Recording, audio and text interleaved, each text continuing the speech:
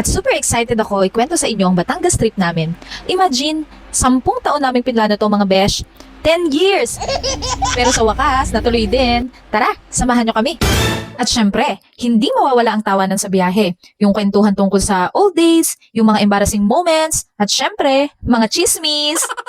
At andito na nga kami sa farm ng aming Madam Frenny. At napakaganda talaga kapag puro green ang nakikita mo sa paligid mo. Napakasarap sa mata. At parang napaka-fresh ng air. Hindi kagaya ng, basta. At ayan na nga, bit-bit ko ang aking chikiting. Alam nyo na, ang hirap palang maging nanay, no? Ito na pala talaga ang reality. Meron ka nang isipin kapag nasa galaan ka. Pagdating namin mga bes, feeling namin fiesta. Ang social ni Madam, biruin mo, tayo-tayo lang ang bisita, pero may isang buong lechon.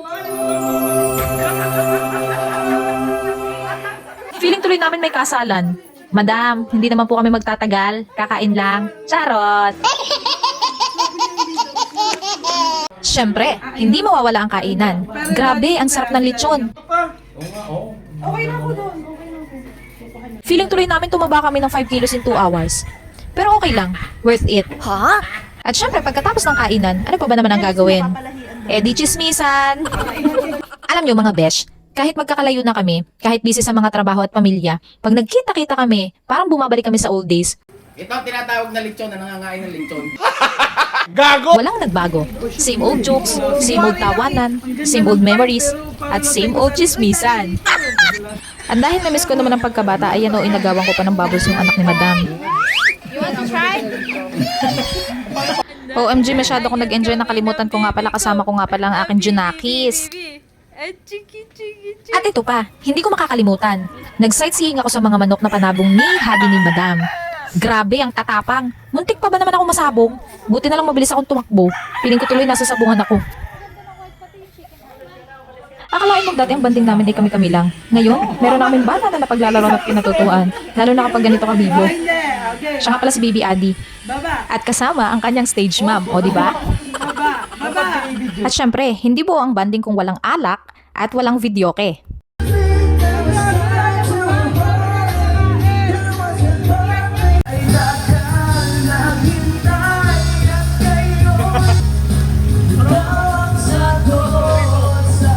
At dahil sobra kami nag-enjoy, inabot na nga kami ng gabi. Ayan o, madilim na sa farm ni Madam. At dahil gabi na nga, kami naman, it's our turn sa videoke. At dahil namiss namin kumanta, binalikan namin yung mga kanta kinakanta namin dati.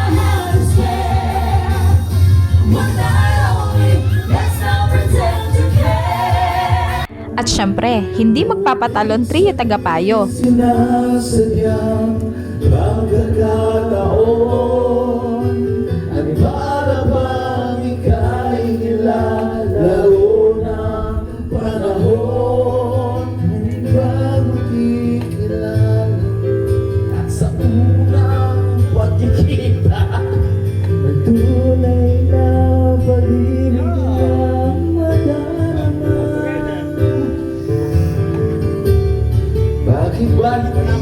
Bakit? At nakikanta na rin ang Pianist of the World. I can see the reasons why our love's alive. Buti na lang nandun si Ate Ina, o diba? Napatulog niya ang aking Junakis, nakapag-enjoy ang mommy. At syempre, kahit saan magpunta ang final song, hindi mawawala. Woo! Shout out San Pascual. Maraming salamat sa aming Frenny.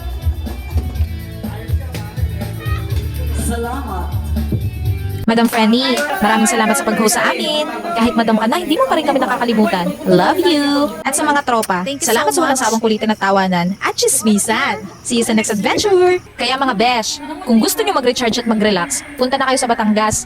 Hanapin nyo si Madam Frenny, baka bigyan kayo ng lechon. Bye! Walang Jer!